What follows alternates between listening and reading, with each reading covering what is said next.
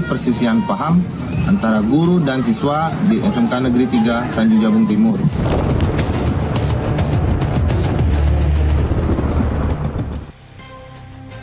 Selamat malam Nusantara, apa kabar Anda dimanapun berada, dari Sabang sampai Merauke, dari Miangas sampai Pulau Rote. Saya Doni The Kaiser alias DK kembali menyapa Anda sekeluarga, tentunya dalam program yang mengajak Anda untuk berbincang, berdiskusi dan juga mencari solusi atas beragam persoalan yang dihadapi oleh bangsa kita. Tentunya dalam program kesayangan Anda. Ini dia, Merah Putih.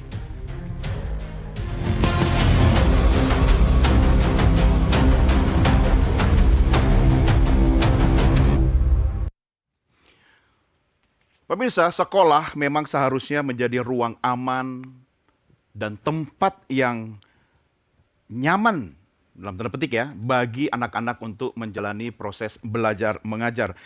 Bukannya menjadi tempat di mana sekolah itu sebagai ajang atau arena kekerasan, baik dari tenaga pendidik ataupun peserta didik. Sebuah video viral yang di awal jumpa kita tadi sempat Anda saksikan cuplikannya, tentu menghentak kita, dan video itu juga memicu berbagai respon dan reaksi dari kalangan masyarakat. Kasus ini pun tentunya menjadi alarm bagi kita semua, bukan hanya di dunia pendidikan, tapi kita semua. Karena tenaga pendidik atau peserta didik itu bagian dari kita. Kita tidak boleh lepas tangan. Malam ini pemirsa, di Merah Putih akan mengajak Anda untuk mendiskusikan terkait dengan kasus yang baru saja Anda simak. Bagaimana tantangan guru mengajar di era zaman now menghadapi peserta didik zaman now.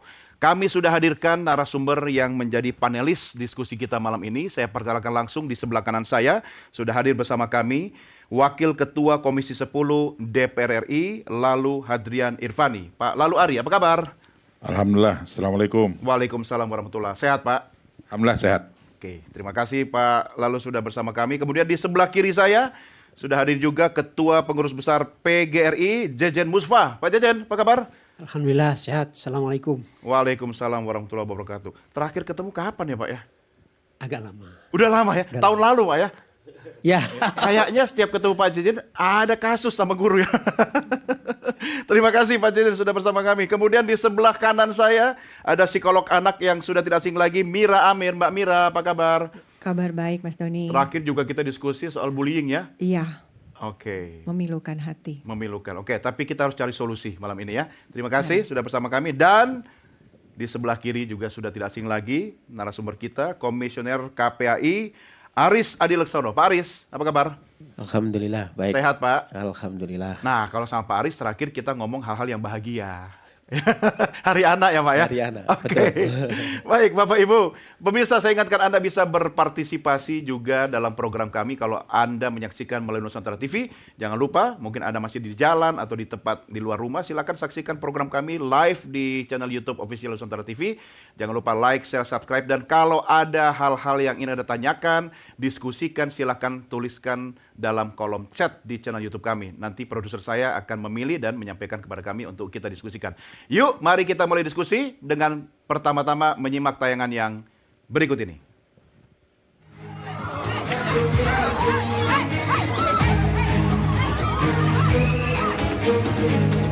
Aksi kekerasan ini terekam video dan menyebar luas di media sosial. Peristiwa berawal saat kegiatan belajar mengajar berlangsung. Guru menegur seorang siswa yang dinilai berucap tidak sopan. Suara dari pihak siswa menyebut guru sempat melakukan tamparan hingga situasi pun memanas dan berujung pengeroyokan di lingkungan sekolah.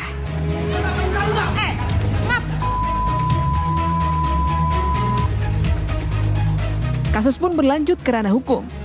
Guru melaporkan dugaan pengeroyokan ke Polda Jambi. Sebaliknya orang tua siswa juga melaporkan sang guru atas dugaan penganiayaan. Percaya kepada Kapolri, ya kan, kepada pihak kepolisian lah, supaya ditindaklanjuti permasalahan ini. Saya yang nggak berkenannya, adik saya ini dikejar pakai 2 sabit seolah-olah mau dibunuh, ya kan. Sedangkan adik saya datang ke sini cuman pengen belajar, menimba ilmu lah, intinya kayak itulah. Ini Bang, karena sudah viral ini, ya ada yang merugikan adik saya. Secara mental, psikisnya terganggu, nama baiknya tercoreng di media sosial maupun di nyata. Jadi kami sebagai warga berhak untuk melaporkan tindakan pengeroyokan itu. Yang untuk langkah hukumnya kita serahkan ke pihak kepolisian.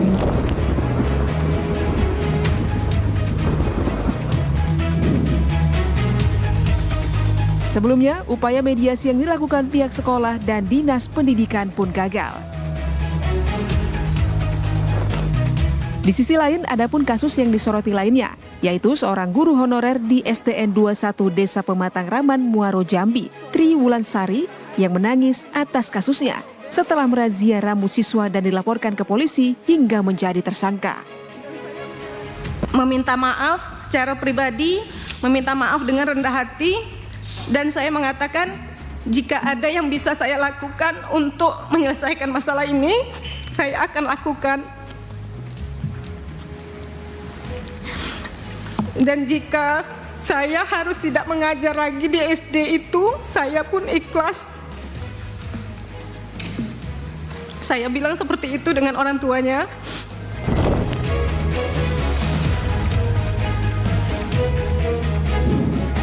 Peristiwa ini menjadi alarm serius bagi dunia pendidikan.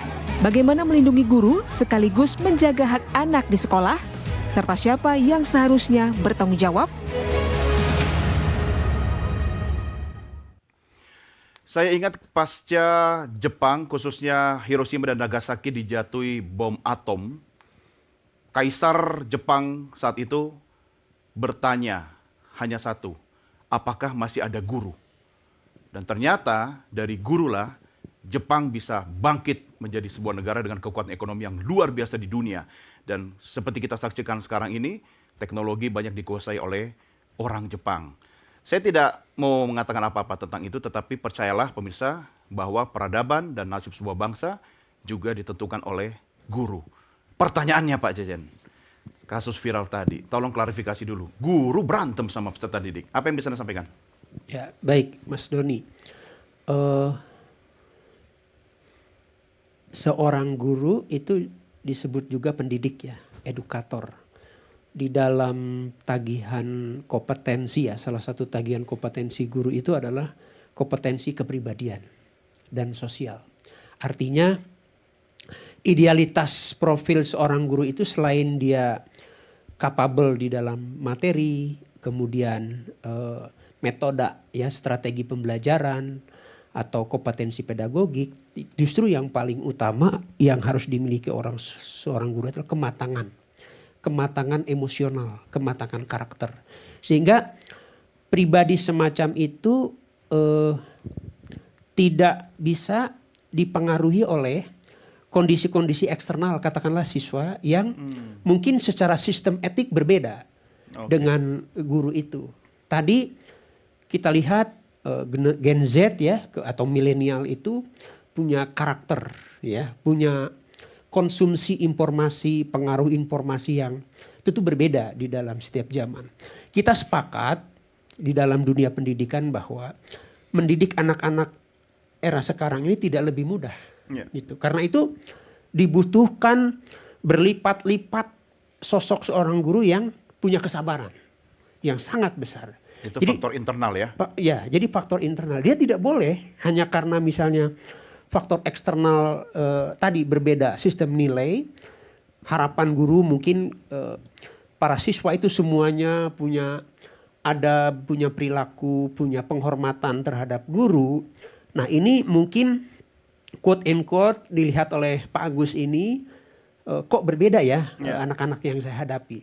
Nah seharusnya seorang guru harus tetap menghargai profesinya dalam bentuk tadi penuh kesabaran di dalam mendidik anak-anak. Sekaligus menghargai perbedaan nilai. Perbedaan sistem nilai tadi gitu. Andai pun si anak itu melakukan kesalahan indisipliner, justru kehadiran guru itu untuk meluruskan. Jadi kuncinya di guru nih Pak? Kuncinya di guru. Tapi kan guru juga manusia. Nah ini yang perlu dipahami oleh orang tua dan siswa.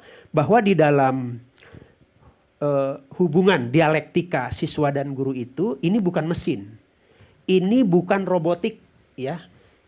Jadi ini kan manusia yang di dalam tadi perbedaan sistem nilai itu ada gesekan-gesekan, ada dialektika di sana. Nah, jadi di sini yang paling utama yang harus dituntut dewasa quote and quote itu adalah si Guru. pendidik, si guru.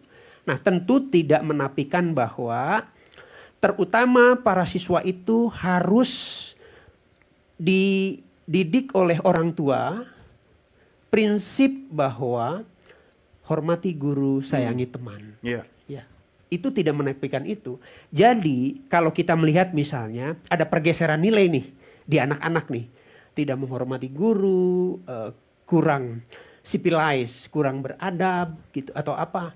Dia tidak taken for granted. Pasti harusnya ada proses di rumah yang memastikan setiap para murid berangkat ke sekolah hormati guru, sayangi teman. Nah, ini mungkin yang tidak ditemukan oleh Pak Agus di anak-anak yang dia didik Ya, itu. ini kita bicara kasuistik ya. Ya. Nanti tidak bisa kemudian bahasa Jermannya digebiah-uyah begitu ya, dipukul rata dengan semua guru yang ada di tanah air kan. Oke Pak, lalu Ari, komentar Anda soal kasus ini. Ya baik, tentu Mas Doni kita miris ya melihat kejadian-kejadian ini. Saya mau menggambarkan tahun 2025 juga kejadian ini terus berulang. Di refleksi akhir tahun kami di Komisi 10 mencatat sekitar 1.000 lebih kekerasan yang terjadi di lingkungan sekolah maupun perguruan tinggi. Jadi Setahun di itu, seluruh, Pak? Setahun. Jadi sepanjang tahun 2025 itu ada sekitar 1.000 lebih kekerasan yang terjadi, baik kekerasan verbal, kekerasan fisik maupun kekerasan seksual yang terjadi di seluruh satuan pendidikan. Itu bahkan mulai dari SD, SMP, SMA, SMK, dan perguruan tinggi. Nah, ini saya sepakat bahwa alarm di dunia pendidikan kita, bahwa ternyata pendidikan kita hari ini yang sedang diagung-agungkan, pemerintah juga hari ini sedang betul-betul concern menatap pendidikan kita, tetapi kita masih menyisakan PR ini, bahwa kekerasan itu masih terjadi, baik fisik maupun verbal yang terjadi di sekolah maupun di perguruan tinggi. Maksudnya kita hari negara lalai nggak sih Pak? lalai sih tidak, tetapi berarti ada yang salah di dalam sistem pendidikan kita. Nah, hari ini kita tahu bahwa pendidikan itu kan prinsipnya memanusiakan manusia. Betul. Nah, kita sepakat itu kan, memanusiakan manusia. Nah, peristiwa yang terjadi di Jambi itu kami memandang bahwa relasi edukatif antara guru dan siswa itu tidak berjalan semestinya.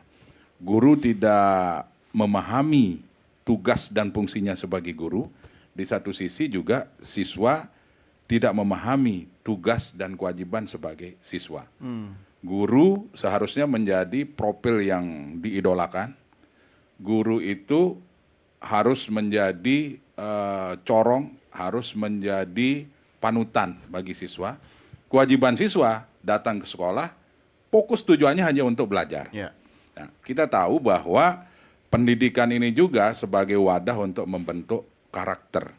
Kita tidak hanya berbicara akademik, tidak berbicara prestasi akademik, tetapi pendidikan itu juga tidak bisa dikesampingkan dari sisi membentuk kepribadian, membentuk akhlak, membentuk etika. Ya. Nah, itulah yang hari ini sedang kita coba luruskan kembali, tujuan dan fungsi utama pendidikan itu. Jadi waktu guru kemudian berlari ke arah peserta didik sambil bawa celurit atau arit, itu kebablasan ya Pak ya? Ya, itu sangat bablas sekali, itu contoh yang tidak baik. Itu yang saya maksud tadi, bahwa relasi edukatif itu tidak betul-betul dipahami. Ya. Nah, seharusnya nah ini kan sudah berulang-ulang terjadi nih informasinya yang kami dapat dari Pak Menteri. Kebetulan tadi kami sudah rapker dengan Menteri Pendidikan Dasar dan Menengah. Keluarga besar sekolah ini kan harusnya mengantisipasi, yaitu kepala sekolah, guru-guru yang lain, untuk meluruskan kejadian-kejadian sebelumnya dan tidak terulang kembali.